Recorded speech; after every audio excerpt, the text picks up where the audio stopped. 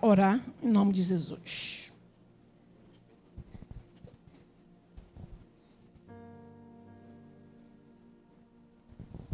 Amém. Graça e paz, amada igreja, amém? Amém. Vamos agora agradecer o Senhor por esses louvores que foram entoados a Ele. Feche seus olhos. Pai amado, Pai querido, neste momento, Pai querido, entramos mais uma vez, Senhor, em Sua presença, Senhor. Queremos, Senhor, te agradecer, Senhor, por essa oportunidade de estar na Sua casa mais um dia, Senhor. Senhor, receba, Senhor, os nossos louvores, Senhor, como um cheiro suave, Senhor, em Suas narinas, Senhor. Senhor, nos prepara, Senhor, para a hora da palavra, Senhor. Senhor, nos alimenta, Senhor, nos ensine, Senhor, a entender, Senhor, como o Senhor quer que nós prossigamos, Senhor, na Sua presença. Senhor, esta é a oração, Senhor, que eu te peço, Senhor, e te agradeço nessa noite, em nome de Jesus. Amém e amém. Amém. Louvado seja Deus.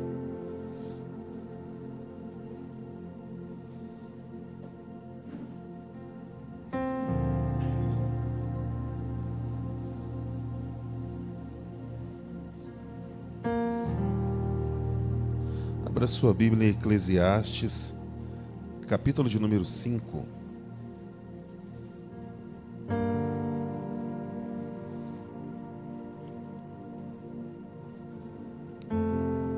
Logo depois dos Salmos, você vai encontrar aí Eclesiastes. Todos encontraram? Amém ou não amém?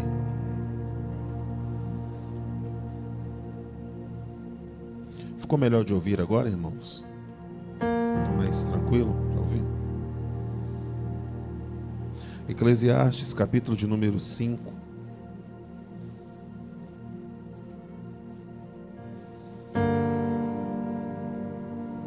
Versículo de número 1 está escrito: guarda o teu pé quando entrares na casa de Deus, e inclina-te mais a ouvir do que a oferecer sacrifícios de tolos, pois não sabem que fazem mal. Gostaria que você fechasse seus olhos mais uma vez, colocasse a mão no seu coração. Mas não feche sua Bíblia, como de costume, nós iremos usá-la durante todo o culto de hoje. Vamos orar mais uma vez? Senhor nosso Deus, nosso Pai,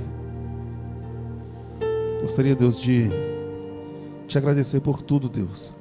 Concordar com as orações dos meus irmãos que foram feitas aqui nessa noite. Pedir ao Senhor, Deus, que continue falando em nosso meio, Pai, de forma que nós possamos compreender a Tua palavra, Senhor. Abra o nosso entendimento, Senhor, para que nós possamos ser, Deus, cheios do conhecimento do Senhor, Deus, essa noite. Jogue por terra, Deus, toda barreira, todo conhecimento humano, Deus, tudo aquilo que não provém do Teu Espírito Santo, Pai. Nós não temos nada a oferecer ao Senhor, Deus, senão, Pai, aquilo que o Senhor mesmo nos deu, Senhor. Portanto, quero te pedir nessa noite, Deus, fale conosco. Nós não merecemos, mas nós necessitamos da Tua presença, Senhor. Que cada coração, Deus, esteja como uma terra fértil, pronta para receber a boa semente da Tua palavra, que é o Evangelho, Pai. E que ele venha, Deus, a frutificar em nós a 30, 60 e a 100 por um, de forma a refletir por toda a eternidade. Não permita que o inimigo venha roubar, Deus, sequer um grão, Senhor, daquilo que será lançado em nossos corações. Repreenda o mal, Deus, a distração, o cansaço, o sono. Nos revigora na Tua presença, Deus, essa noite, para que nós possamos sair daqui não como aqueles que vieram ouvir a Tua palavra, mas como aqueles, Deus, que foram enxertados pelo Senhor, Deus, e sairemos daqui, Deus, como aqueles que irão cumprir a Tua palavra, em nome de Jesus. Amém? Amém, irmãos? Amém. Isso, foi mais forte um pouquinho.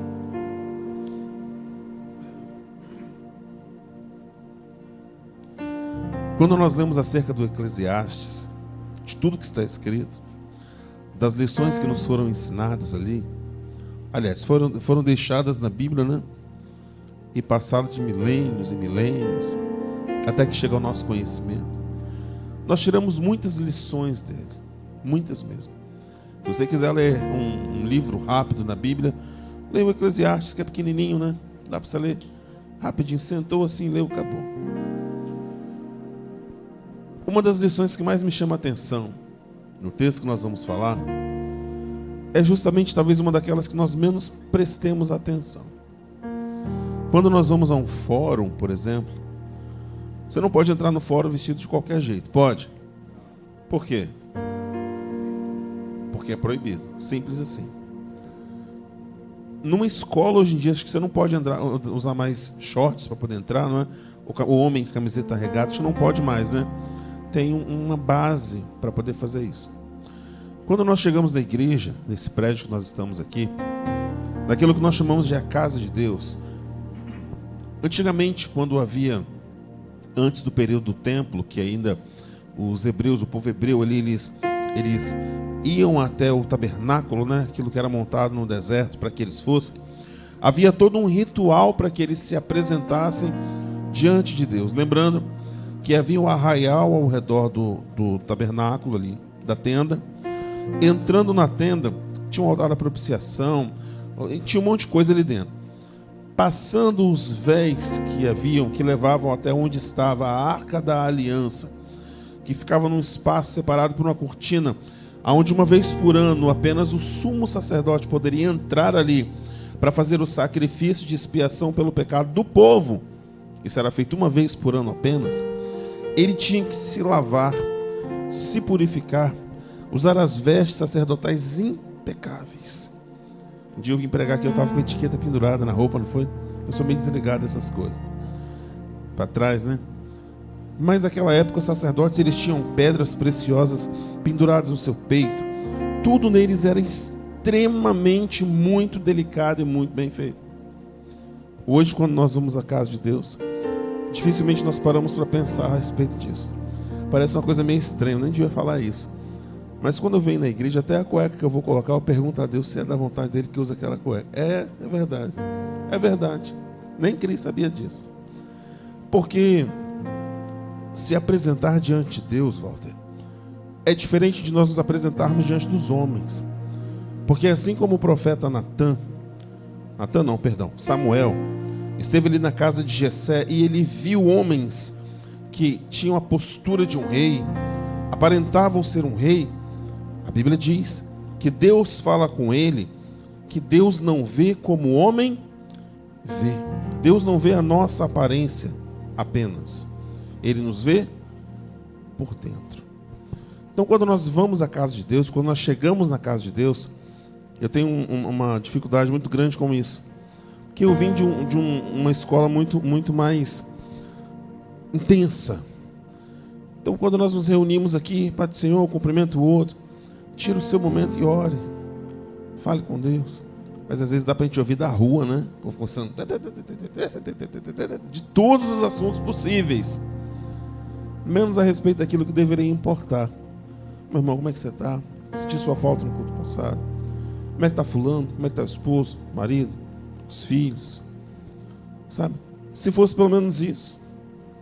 Mas nós chegamos na presença de Deus e, infelizmente, muitas pessoas deturparam aquilo que Jesus disse. Ele disse: vinde a mim, todos vós que estáis cansados e sobrecarregados. Só pode estar cansado aquele que estava fazendo alguma coisa. É ou não é? E sobrecarregado aquele que já estava carregando alguma coisa e pelos intempéries da vida, não sei, ele ficou ainda mais carregado nas suas costas. Jesus, ele nos chama para nos dar um alívio. E as pessoas falam: não, então eu tenho que ir como eu vou, de qualquer jeito, como é que eu estou, e está tudo certo. E não é assim. Não é assim. Quando Deus fala com Moisés naquela sarça, e ele se aproxima para ver, porque a sarça não se consumiu, o que Deus diz a ele? Tira as sandálias dos seus pés, porque a terra onde você está pisando é lugar santo, exclusivo, separado. É mais uma das minhas paranoias. A gente trabalha aqui atrás, e esses últimos dias tem sido muito intenso, que a gente agora implantou um sistema do nosso trabalho. Então Marcelo e eu estamos quebrando a cabeça, e Cris também, para a gente tentar arrumar uma forma de nos adequarmos a esse sistema que a gente está trabalhando, sistema de computador que eu falo. Mas todas as vezes que eu atravesso essa porta, daqui para cá, eu entendo que esse ambiente aqui é um ambiente diferente. Daqui para lá é uma coisa, Daqui para cá é outra coisa. Isso não é idolatrar um lugar ou fazer... Não, não. É porque se nós não separarmos as coisas, tudo vira nada. É exatamente isso. Pô, pastor, mas o que você quer dizer com isso? No texto que nós lemos, aqui o escritor ele diz de quando nós nos apresentamos diante de Deus, como nós devemos fazê-lo. Versículo 1 diz assim: guarda o teu quando entrares na casa de Deus. O que é guardar o pé nesse sentido? Não venha de qualquer jeito. Ah, mas se então eu for esperar, eu não vou nunca. É justamente o contrário. A Bíblia diz: que diremos, pois? Viveremos no pecado em função da graça? Pelo contrário, nós devemos nos santificar cada vez mais. Por quê? Porque onde já abundou o pecado, superabundou a graça. A Bíblia nos ensina: aquele que está sujo, suje-se cada vez mais. E aquele que está limpo, limpe-se cada vez mais. Os meus pecados de ontem não servem mais para hoje. E os de hoje não servem mais para amanhã. Porque senão a gente vai virando um acumulador de desgraças na vida. Entende isso? Quando chegar na presença de Deus, é tanta coisa que tem para falar que não dá para falar nada. Imagine você, olha para cá. Tira esse negócio de humanidade, cura do câncer. Não, vamos falar de coisa real. Coisa palpável. Se você chegasse na sua casa hoje e ao abrir o portão da sua casa, você desse de cara ali, face a face, com Jesus, e ele dissesse para você assim: olá, boa noite, tudo bem? Tudo bem, como é que você está? Tudo bem. Deixa eu te falar uma coisa aqui. Hoje eu quero realizar um sonho seu. O que você pediria para Jesus? Cura, transformação, libertação, saúde, um emprego, não sei. Cada um tem as suas necessidades. Se fosse no domingo passado, uma criança provavelmente pediria um ovo de Páscoa. É ou não é? Depende. Cada um tem aquilo que tem na sua mente, no seu coração, aquilo que deseja. Mas o texto ele diz assim: quando entrares na casa de Deus, inclina-te mais a ouvir do que a oferecer, porque Deus ele tem mais prazer na obediência do que no sacrifício. Por isso a Bíblia diz que o obedecer é melhor do que o sacrificar. Porque uma vez que você obedece, você se adequa. É difícil. Você se coloca nas normas que tem que se colocar. Mas uma vez que a gente desobedece à vontade de Deus ou à palavra dele, a gente tem que voltar, Cristo, tentando reparar uma coisa e reparar outra. E ajeita de um jeito. E vira um sacrifício. Vira ou não vira? Deus não tem prazer no meu e no seu sofrimento. Ou no meu e no seu sacrifício. Sabe por quê? Olha para cá. Por isso, quando Jesus ele fala assim: olha, gente, ei, aprendei de mim, que sou manso e humilde de espírito. Aí talvez algumas pessoas falem assim: Jesus, mas você não sabe o que eu estou passando, o que eu estou vivendo, porque eu não sei. Fala: rapaz, você vai ter que carregar o seu jugo, não tem jeito. Mas o meu jugo, que é aquela carga, né, que os bois levavam antigamente, jugo, ou cangalha, como é que fala antigamente, né? Ele fala: o meu é leve. Ele morreu pelos meus e pelos seus pecados, e o profeta Isaías diz mais ainda, que tudo aquilo que havia de ruim, de desgraça, de problema, do que você conseguir imaginar de dificuldade na vida de um ser humano, ele já sofreu por mim e por você na cruz do Calvário. Então não há motivo para nós vivermos, não há motivo para viver desse jeito. Ele só diz o seguinte: olha, quando você se apresentar diante de mim, quando você entrar na minha casa, guarda o seu pé. E antes de chegar falando, e não sei o que, você para primeiro para ouvir. Tem um ditado que diz que, deixa eu ver se eu não vou errar o ditado igual Chapolin. Como é que é? O ouvir é, não, o falar é prata e o ouvir é ouro. É isso? Já ouviu esse ditado? Alguém já ouviu? É isso. O falar é prata e o ouvir é ouro. Mais vale aquele que ouve do que aquele que fala. A Bíblia diz que a única coisa que o ser humano não consegue dominar é a própria língua. Sábio aquele homem que consegue dominar a língua, e é difícil. É ou não é? Quando Jesus encontra com aquele homem na humanidade, ali no jardim de Getsêmani, e ele sabia, porque estava escrito nos profetas, e ele, como Deus, também sabia, que ele seria traído, que ele seria entregue na mão dos soldados, por aquele que viesse e lhe desse um ósculo, um beijo. Quando ele encontra Judas, Judas já havia saído da ceia ali alguns momentos antes, para poder encontrar os soldados que ele havia combinado. Olha, aquele que lhe dá um beijo, esse é aquele a quem vocês devem prender. No momento que ele encontra com Jesus, Simone, cara a cara, ele fala o quê? Jesus fala, seu amaldiçoado, seu infeliz, seu filho do cão. Não. Jesus olha para ele e chama ele de amigo. Você faria isso com a pessoa que estava prestes a te entregar para ser morto?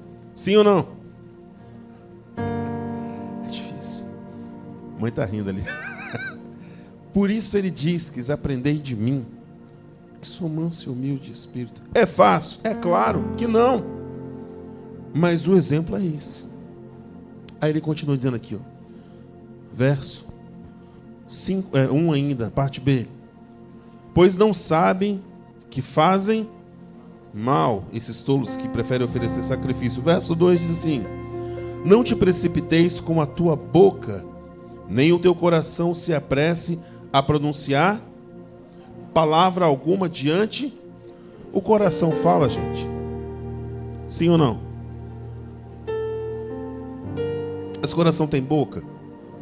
E como é que o coração fala? Como? Hã? Quando tá cheio, ele explode. Dá uma parada cardíaca, cheio de colesterol.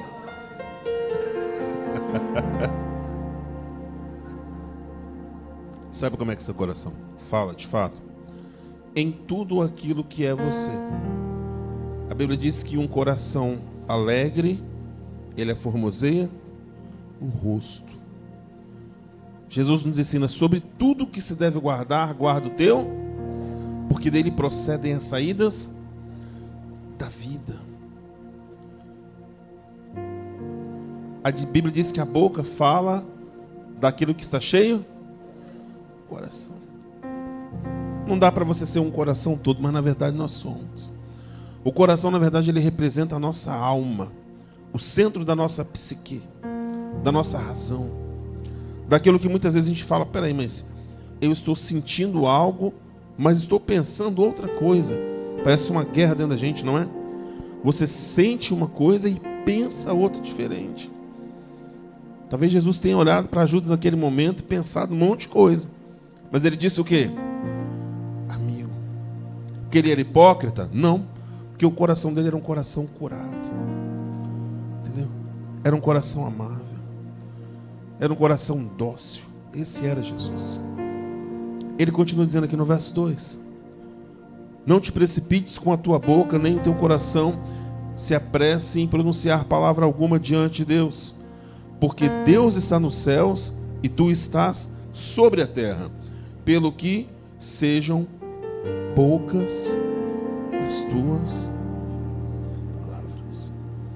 Ah, mas então eu tenho que ir lá e falar um monte de coisa? Não. É o básico. Você sabe qual é a única palavra dita diante de Deus no momento da adoração que acontece 24 horas no céu? Qual é a palavra? Qual a palavra? O que significa santo? Pode falar. Separado, exclusivo, único, ímpar. O maior atributo de Deus não é o amor. O maior atributo de Deus é Ele mesmo. Porque Ele é. Deus não é amor. Aquilo que nós conseguimos compreender de alguma forma do amor eros, filo, ágape, é aquilo que a gente consegue talvez supor do que é Deus, ou do sentimento que Ele tem. Você daria seu filho por amor a alguém, para que ele morresse atropelado por um trem, esmigalhado lá por amor à humanidade? Faria isso, sim ou não? Mas você não ama as pessoas. Você não serve a Deus do mesmo jeito? Ah, mas eu não sou Jesus. Ainda bem que nós não somos, né? Mas o texto que ele está dizendo aqui, ele quer ser claro e objetivo comigo e com você. E agora eu começo a mensagem. Aonde ele nos transporta, Marcelo, daquilo que é a base de quando nós entramos na casa de Deus e daquilo que se torna a casa de Deus. Então eu gostaria que você abrisse a sua Bíblia no Evangelho de João, o Evangelho de Jesus, né? Segundo escreveu João, capítulo de número 5, Mateus, Marcos, Lucas, João. Cadê Melzinha? Achou aí, Melzinha? Sentindo sua falta nos cultos, hein, Mel?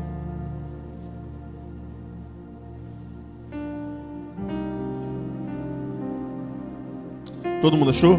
Amém ou não amém? Se não achou, você pode ver no nosso telão aqui. O telão é pela fé, né? Um dia vai ser um telão. Amém, Marcelo?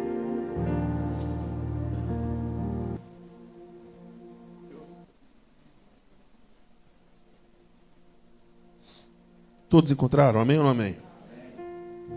Evangelho de João, capítulo de número 5. O versículo é o de número 1, ou epígrafe, porque a Bíblia não tem versículo 1. A cura de um paralítico de Betesda, diga Betesda. A palavra Betesda ou Betesda, não sei como é a pronúncia correta, acredito ser Betesda, é lugar de misericórdia. Essa é mais ou menos a tradução que a gente consegue chegar. É mais ou menos isso, lugar de misericórdia. Esse texto vai falar a respeito de muitas paletas aqui, eu quero falar a respeito dela. Verso 1 diz assim: depois disso, havia uma festa entre os judeus, e Jesus subiu a Jerusalém. Ora, em Jerusalém, há próximo à porta das ovelhas, um tanque, diga tanque, chamado em hebreu de Betesda, diga Betesda, o qual tem 5 alpendres. Nestes jazia grande multidão, ou seja, estava ali grande multidão de enfermos, cegos, coxos e paralíticos, esperando o movimento das águas, porque um anjo descia em certo tempo ao tanque e agitava a água, e o primeiro que ali descia, depois do movimento da água, sarava de qualquer enfermidade que tivesse. Imagina se você tivesse um problema físico ou uma doença, tivesse uma...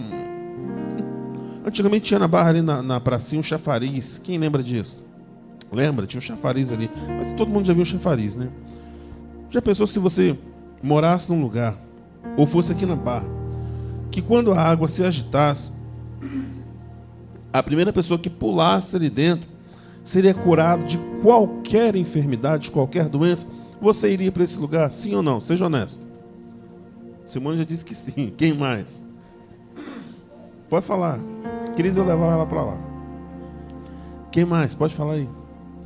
Se ao invés de ser curado, qualquer necessidade que você tivesse fosse instantaneamente suprida, a primeira pessoa que pular ali dentro vai ganhar uma casa própria, vai ganhar um carro zero, vai ganhar uma viagem para a Europa, vai ganhar um ovo da Páscoa, sei lá. O que você quer ganhar, Melzinha? Fala aí. Um celular novo. Aí, viu? Você pular dentro dali da água, pegar... Até eu que sou mais besta, né? A Bíblia não fala se isso era literal ou se era apenas mais uma das tradições dos judeus. Nós não sabemos. A verdade é que muita gente acreditava nisso. E o estranho é que muitas pessoas fazem tudo que é muito difícil para conseguir aquilo que é simples. É ou não é? Muitas pessoas fazem o mais difícil para conseguir o que é mais simples. Eu tenho esse embate com o Marcelo aqui em casa quase todos os dias. Porque eu penso muito rápido, eu sou muito ágil, eu sou assim, acelerado o tempo inteiro. Então assim, Marcelo, pega aquela escada ali para mim. Aí Marcelo vai levantar, calçar o chinelo, tropeçar no próprio chinelo, aí levantar. Até ele lembrar que era escada, eu já fui lá e peguei e voltei. Porque eu tenho a mente acelerada, eu sou assim. Marcelo já é mais tranquilo, mais racional, mas também só faz uma vez. Se fez, deu certo. Valtinho, segura aí, Valtinho. Segura aí. Não, você não tá espada agora, não. Imagine você. Eu sou muito franco, muito direto ao ponto. Mas outras pessoas não são. Nós vamos chegar num ponto aqui em que Jesus vai falar com um rapaz que tinha uma necessidade óbvia. E ao invés de ir direto ao ponto, ele faz o que nós muitas vezes fazemos. Vamos lá, versículo 3. Nestes jazia grande multidão, já li isso. Já li isso aqui, gente, é o 4. O pastor Furão está desviado de novo. É o 5. Misericórdia. Então vamos lá. E estava ali um homem que havia, quanto tempo, irmãos? Quanto tempo? Misericórdia. Se alguém dissesse para você assim, olha, eu vou fazer aquilo que você precisa, mas você vai ter que aguardar um pouquinho, pelo iPhone, pela casa própria, pela cura, pela saúde, pela viagem. Você espera só um pouquinho. Tem coisa pior do que esperar, irmão? Sim ou não?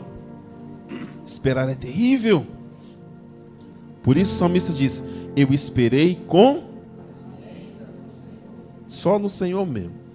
Se a gente for esperar na gente mesmo, misericórdia. É ou não é? Esperar é horrível.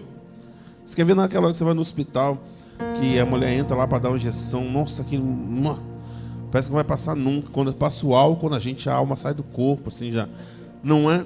Você está esperando sentir aquela agulhada, meu Deus do céu, é terrível. É uma sensação horrível. Mas o texto que nós estamos lendo, irmãos, a Bíblia não fala o nome desse homem, mas ela diz que ele esperou por 38 anos. Faz a conta pra mim, Marcelo, rapidinho. Pega o celular aí. Quantas semanas tem 38 anos? Vamos ver aqui agora, rapidinho. Já contou? Quantas semanas tem 38 anos? Um ano tem quantas semanas? Quem sabe? Vê, Marcelo. Vê. Bota no Google. Quantas semanas tem um ano? Eu não sei, não. Calma aí. Está acabando já. Vai no chat GPT que ele vai em cima. Travou o telefone? Se alguém tiver o celular, me ajuda aí, gente. Vamos. Quantas semanas tem 38 anos? Vai direto ao ponto aí. Se você perguntar ao chat GPT, ele te fala em 1 segundo. Vamos lá. Quem falar primeiro vai ganhar R$2 ou um presente misterioso. Quantas? 1982. Esse homem esperou 1932 semanas. Agora vem dias. Quantos dias deram isso aí? Perguntei, quantos dias tem 38 anos? Lembrando que ano bissexto tem tem um dia a mais, né? Não, mas aí conta os 38 anos, é o que está escrito aqui. Então vamos até os 38 anos. Vai lá, Marcelo. Rapidinho. Quantos dias tem 38 anos? É pegar 365 e multiplicar por 38, não é isso? Vamos lá. Vai enquanto eu tomo água aqui.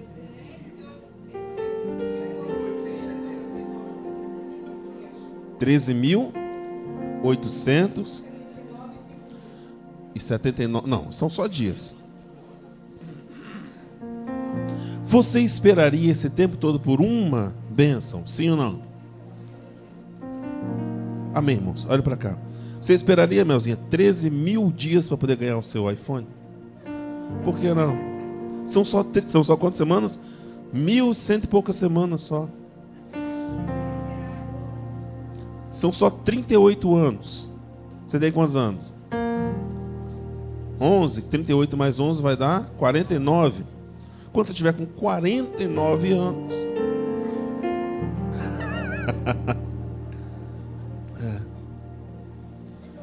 Nós pensamos dessa mesma forma. Que quando Deus ele nos promete algo, ou quando nós queremos algo de Deus, a primeira coisa que nós paramos para pensar é: quanto tempo vai demorar para acontecer? Isso é normal. Isso não é um problema. Esse homem aqui, ele tem muitos defeitos. Mas uma das qualidades que ele teve foi, se a única solução que ele tinha era estar naquele lugar, era ali que ele estava. Quanto tempo precisa esperar? O tempo que for. Ele esperou 38 anos. E depois de esperar 38 anos, ele foi recompensado. Sim ou não, irmãos? Não. Porque se Jesus não tivesse ido ali, ele tinha 39, 40, 50, 60. Sabe o que eu quero dizer com isso? Olha para cá. Não importa o tempo, se ele vai durar um dia, uma semana, um mês, um ano, não importa. Não importa o esforço que eu vou fazer. Eu gostaria que você guardasse isso no seu coração. Tudo que nós fazemos deve ser para a glória de Deus. Tudo. A Bíblia diz, quer comamos, quer bebamos, não importa. Tudo deve ser para a glória de Deus. Certa vez alguém pergunta para Jesus assim, Senhor, essa pessoa nasceu assim porque ele pecou, porque os pais dele pecaram? Jesus fala, nem uma coisa, nem outra. Ele é assim para que a glória de Deus se manifeste nele. Até as desgraças vêm sobre as nossas vidas para a glória de Deus. Fiquei doente, glória a Deus. Perdi o emprego, glória a Deus. O casamento acabou, glória a Deus. Não importa. Tudo que nós vivemos deve ser para a glória de Deus. Parece uma utopia, né? Parece uma ideia distante da realidade. Mas a única forma que existe de você conseguir de fato viver e enfrentar qualquer situação é tendo Jesus na sua vida. Sem Ele é impossível. Antigamente a gente cantava, não dá, sem Jesus não dá. É ou não é? Hoje é justamente o contrário. A gente faz para que tudo aconteça. E a última coisa que a gente pensa é em Jesus. Ou seja, quando a gente faz de tudo e já não dá mais certo, a gente faz o quê? Vou para a igreja, vou fazer uma campanha, vou fazer um jejum, vou orar. Talvez você não, porque você é crente, mas o mundo é assim. É ou não é? Conheci uma mulher que ela ia na igreja católica, ela ia na Umbanda, ela ia na igreja evangélica. Aí da igreja evangélica ela ia um dia que tinha... como é que é o nome? A segunda-feira de alguma coisa. Aí na sexta-feira tinha um negócio de sal grosso. Não importa. Parece algo meio insano. Mas era alguém que estava desesperadamente atrás de Deus de alguma forma. Não sei. Encontrou? Não sei. Acho que não. Esse homem aqui, ele se assenta nesse lugar e fica ali por 38 anos, verso 5. E estava ali um homem que havia 38 anos se achava doente. E Jesus, vendo este deitado e sabendo que estava neste lugar havia muito tempo, disse-lhe, fez aquela pergunta assim, queres ficar curado? Se você, depois de esperar todo esse tempo, a pessoa chegasse para você e falou, e aí, você quer um iPhone depois de 38 anos? Você quer a casa própria agora? Você tem quantos anos, Sheila? 50 aí? Aí fora, Sheila, já passou de 50. Se você estivesse lá pelos seus 90 anos já, agora está perto de morrer, quer casa para quê? Para deixar para os herdeiros brigar. Já pensou, você está lá com 95 anos, fala, Deus fala assim, agora eu vou te dar saúde. Igual o Papa, né? Ficou mal, aí melhorou um dia, no dia ele morreu. Olha para cá. Parece estranho, mas a Bíblia diz que as bênçãos de Deus, elas nos enriquecem e não nos acrescentam dores. Sabe o que isso quer dizer? Tudo que vem sobre a sua vida da parte de Deus é para o seu crescimento. E as coisas que Deus nos dá, Cris, elas são firmes, elas são sólidas. Nós nos distraímos muitas vezes assim, mas Deus fez aquilo, mas aquilo já acabou. Será que foi Deus que fez? Deus me deu aquilo, mas aquilo não deu certo. Será que foi Deus que deu? Será que nós cuidamos daquilo que Deus nos deu? Nós agimos da forma como Deus nos mandou agir? Não sei. Cabe a mim e a você. Jesus vê aquele homem deitado. A Bíblia diz que Jesus sabia que ele estava ali, ó. E Jesus pergunta para ele: ei, rapaz, você quer ficar curado? Aí você lembra lá de Eclesiastes, nós acabamos de ler. Já pensou se na hora ele pegasse, esculachasse com Jesus ali e dissesse aquilo que estava no coração dele? Já pensou? E foi exatamente o que ele fez. Olha o que a Bíblia diz. Verso 7. O enfermo respondeu: Senhor, não tenho homem algum que, quando a água é agitada, me coloque no tanque. Mas quando eu vou, desce outro antes de mim. Ele respondeu à pergunta de Jesus: sim ou não? Sim ou não? Qual era a resposta, irmãos? Era sim ou? Era sim ou? Olha para cá. Muitas vezes nós vamos orar e dizemos assim: Senhor, me livra disso. Aí é como se Deus olhasse para a gente e falasse: peraí, você me pede para que eu te livre de uma situação, mas as suas atitudes dizem o contrário.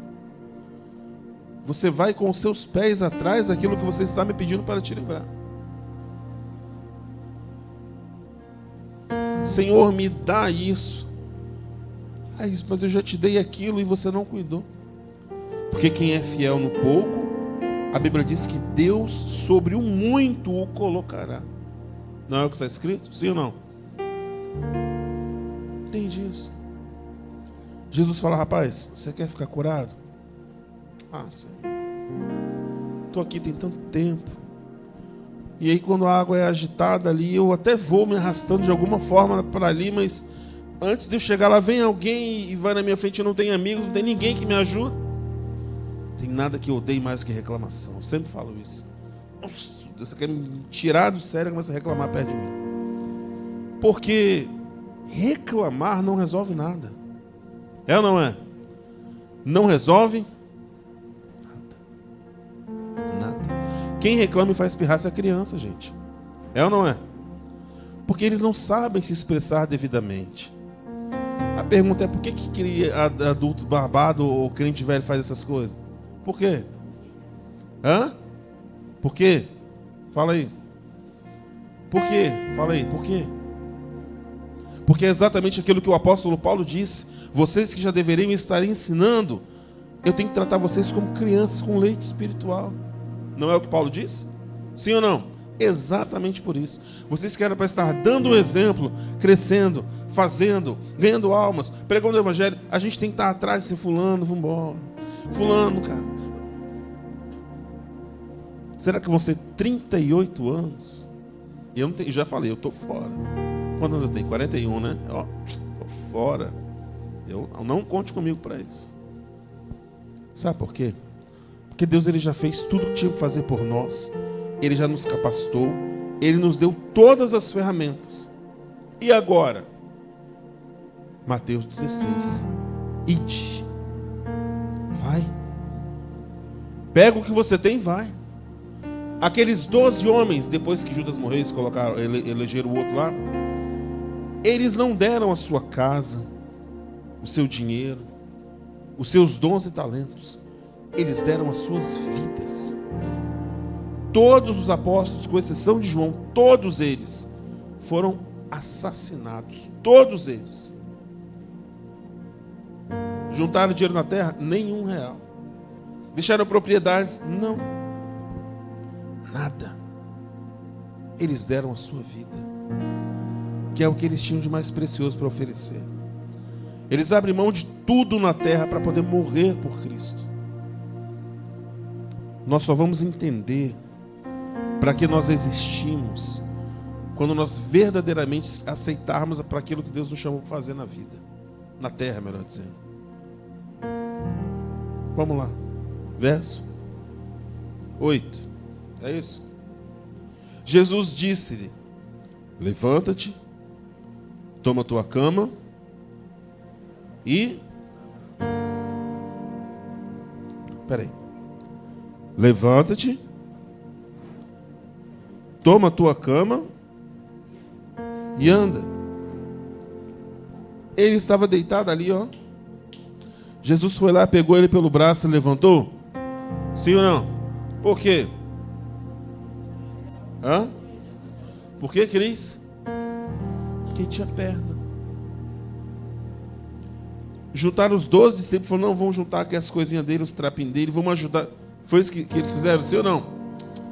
Levanta-te, toma a tua cama, as suas coisas aí, e faz o quê? Vai viver o seu propósito, rapaz. Aquilo que Jesus poderia fazer por ele, ele já fez.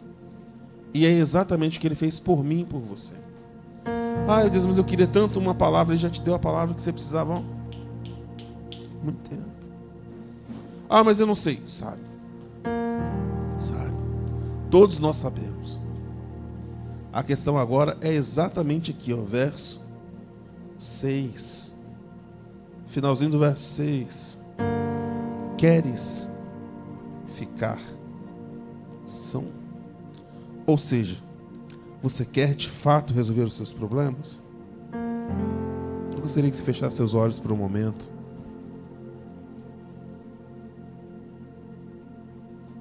E colocasse a mão no seu coração.